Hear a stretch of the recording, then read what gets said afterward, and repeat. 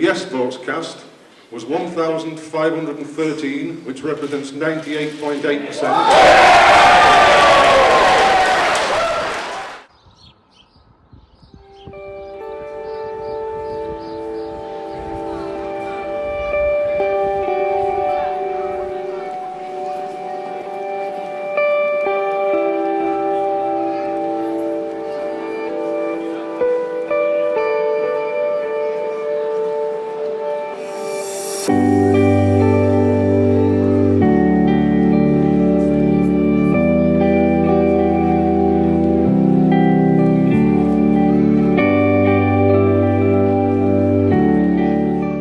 The future of the Falklands rests absolutely in the hands of Falkland Islanders. That's where it belongs, and it's got to be down to Falkland Islanders to make all the decisions about our future.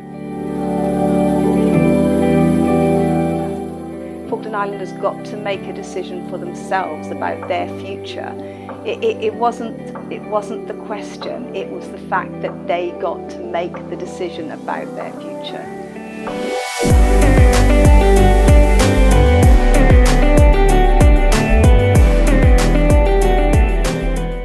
The idea of a referendum was something that had been toyed with over many years. We didn't necessarily think that it was essential, in that we already had a mandate on self-determination. When we were elected, everyone who got elected in the islands was elected on a platform of self-determination and the right to remain a British overseas territory. But when we worked overseas, we were sometimes questioned quite closely on how do you know that everyone wants this association. That was a really interesting idea.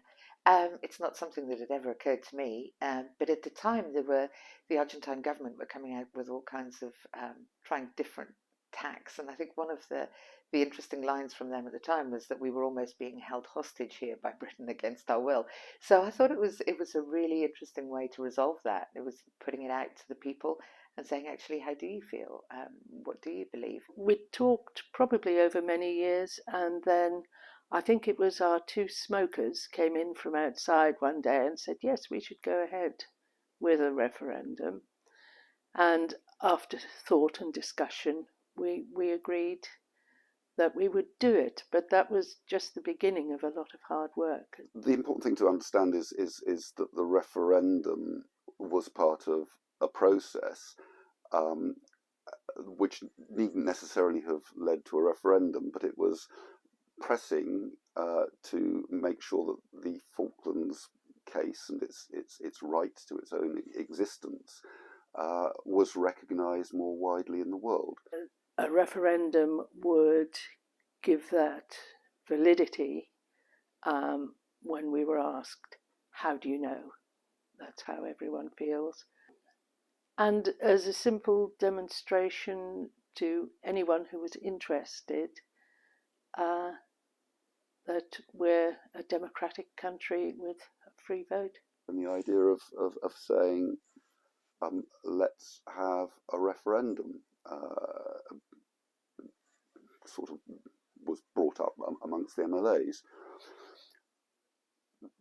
That was partly it was partly a way of making sure everybody knew the Falkland Islanders' wishes. It was partly in response to, I think it's Arturo Puricelli, the Argentine defense minister, who'd said that the islanders were being kept at gunpoint by the British, so it's partly to dispel that. Being able to say on an international platform, with the world watching, we are very freely voting and telling you how we feel about our identity and how we feel about our relationship with the UK. I really felt that this was an opportunity to show the British people, the Argentine people, people all over the world that we get to make our own decisions. This was our moment. With any referendum, you have to be very careful how you word the question. You don't want it to be a leading question that can be only answered one way. You want it to be a fair question and one that has some legal weight. So we got a lot of advice on the question before we finally came down to it. We had a question that the MLAs had drafted the first question, but we moved it around on consultations, and everyone was happy with the question in the end. There are many countries where elections and referendums aren't necessarily seen as free and fair, and we just wanted to have evidence of that observed by respected international observers from several countries.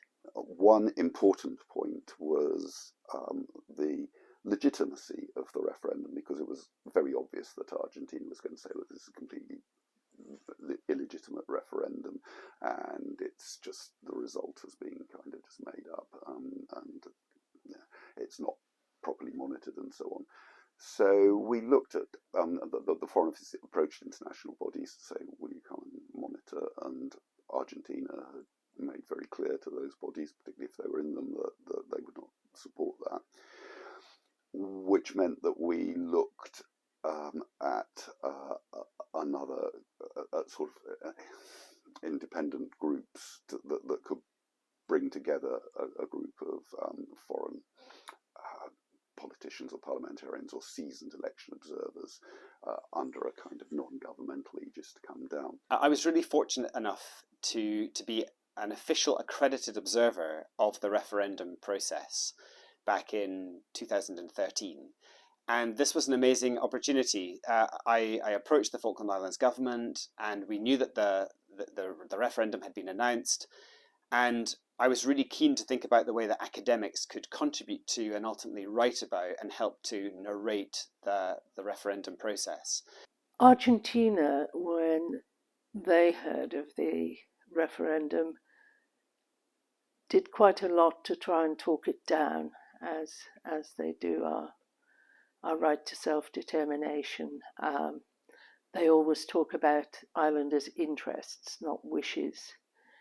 And even though we had those, we felt, respected international observers, Argentina still did not recognise that vote. There'd been this build-up over the sort of week or couple of weeks before. We had flag up on our house, well, two flags. We had the Union flag and the Falkland Islands flag on the side of our house.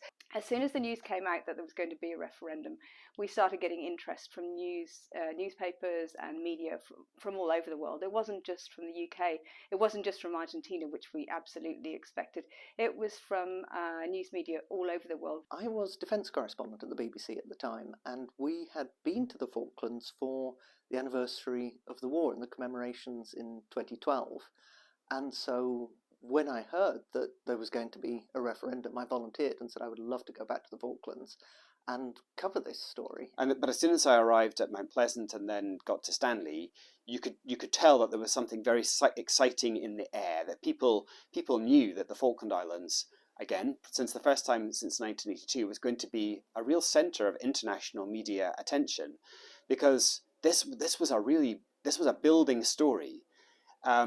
You could see it on the BBC News and in the news in the UK, and you felt that this was also being carried into international news venues as well. Well, we wanted to get, I suppose, as diverse a group of people together to interview, to talk to them about why the referendum mattered to them. So to talk to young people, to talk to older people who remembered the war and had lived through it, but really to find out what signal, what message it was they wanted to send to the rest of the world.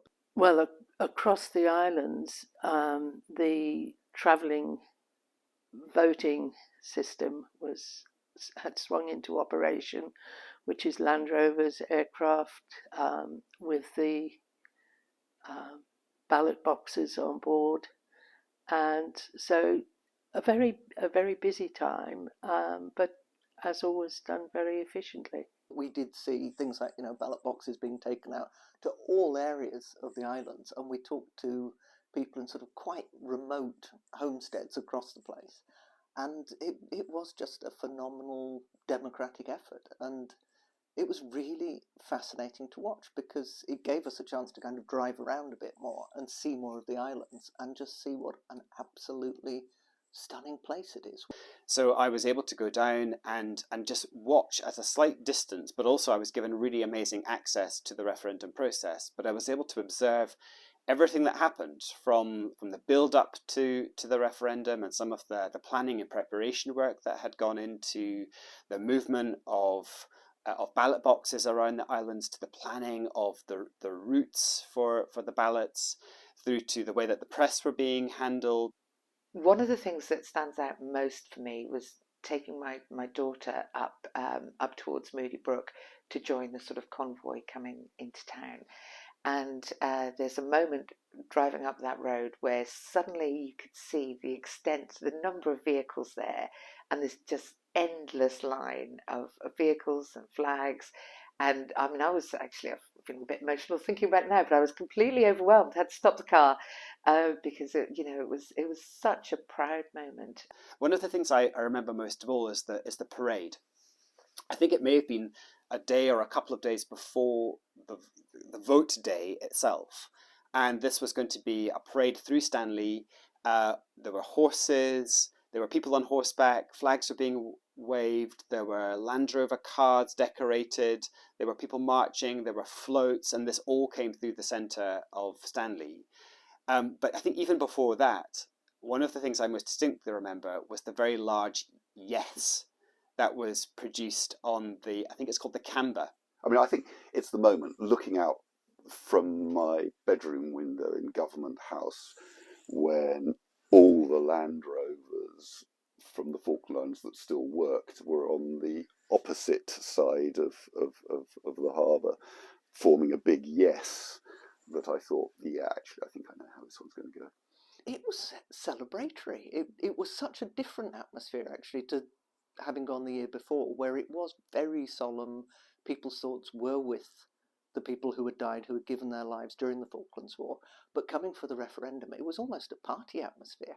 I was in the UK at the time. I was preparing my master's thesis on civilian experiences during the Falklands War.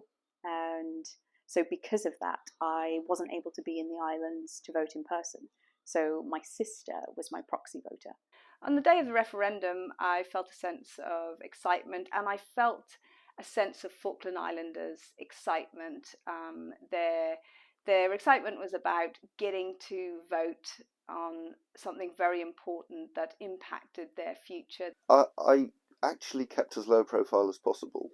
I don't think it's a good thing if the governor's out wandering around, if there's an election and observers write in the report the governor was out wandering around. I think the question is really, where wasn't I? I feel like I was everywhere that day. Of course, I couldn't truly be everywhere, but because the ballot boxes were being flown on Figas, they were being driven in Land Rovers to all points of the Falkland Islands. Clearly a large number of people voted in Stanley, but I think what's so incredible about this operation is the way that ballot boxes were carried on intricately designed routes across the whole of the islands to allow the maximum number of people to vote with the greatest ease possible.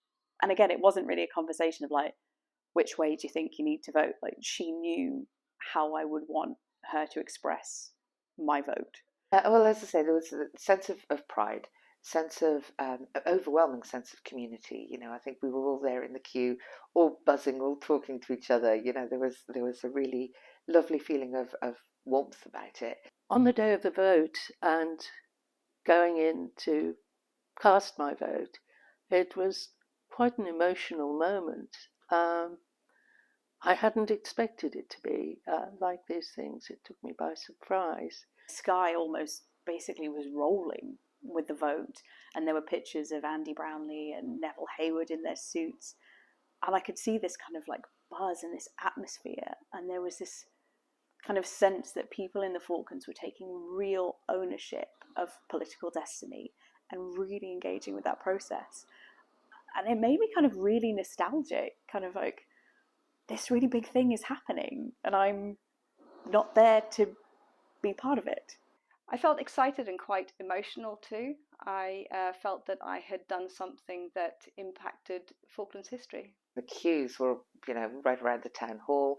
And it's funny, it's one of those things that whenever I vote in anything, I always check about 5 times that I've actually voted the way I meant to, and that felt so significant. But it was, it was a terrific moment, and then just seeing the town just covered in flags and that sense of pride, I think. So I was there on the day, standing over the shoulders of the tellers who were breaking the seals and tipping out the votes and counting the votes. And there may have been around 1,500 votes ultimately cast. The island's population, about 3,000, 3,500 of whom who are eligible to vote, 1,500. But what I really remember is how long it took to count those votes.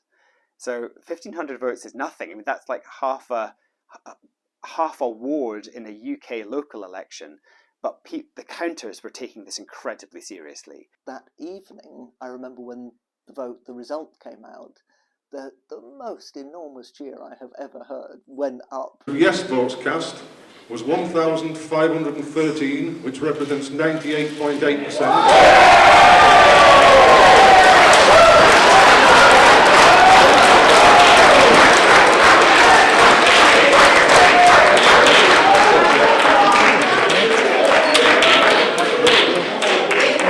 Ladies and gentlemen, the number of no votes cast was 3, which represents 0.2%.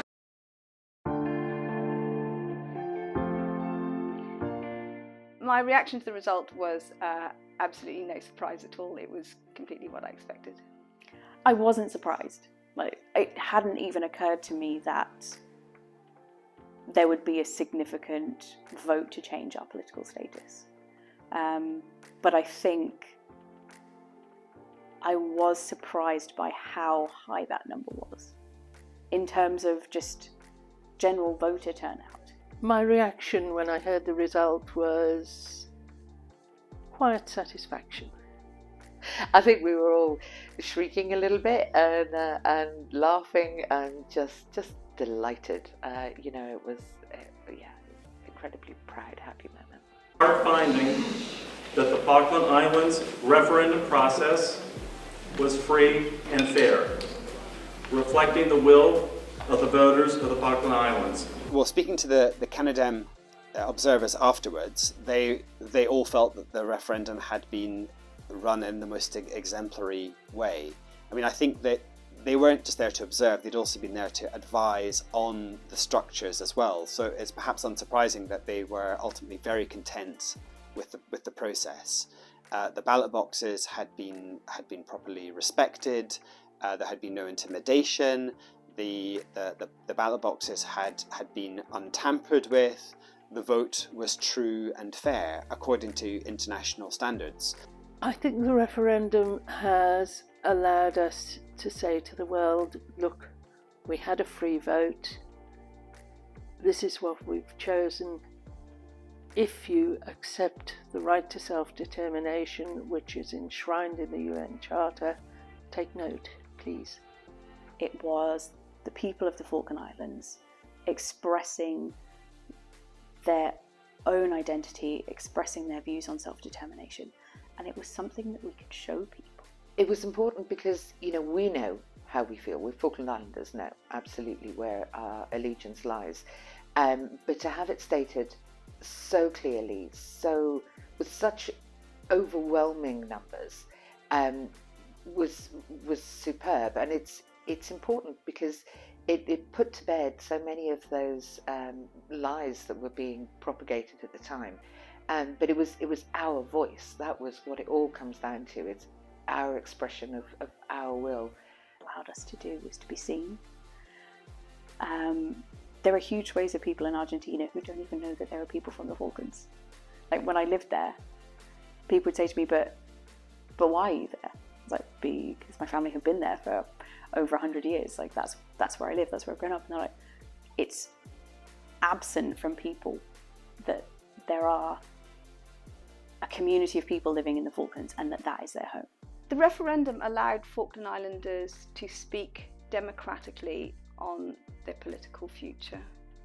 It was a very proud moment for Falkland Islanders. It allowed them to truly show their identity, and it allowed them to say sincerely what they wanted for their future, and they'd never really had that opportunity before. This was that moment for them. I think we went out there and we said, you know what? We're a tiny little island with a tiny little population, but we have something really huge to say, and we're going to say it, and newspapers and TV stations from all over the world are going to run stories on it, and they're going to hear what we have to say. And when you find your voice, it's then really hard to be quiet again. You know, I think we could rerun the referendum and the results would be pretty much the same. I think there's no question, again, about where our allegiance is and our view, and that desire to continue that relationship that we have with the United Kingdom, which these days is very much one of modern partnership. I don't think there's been an iota of change.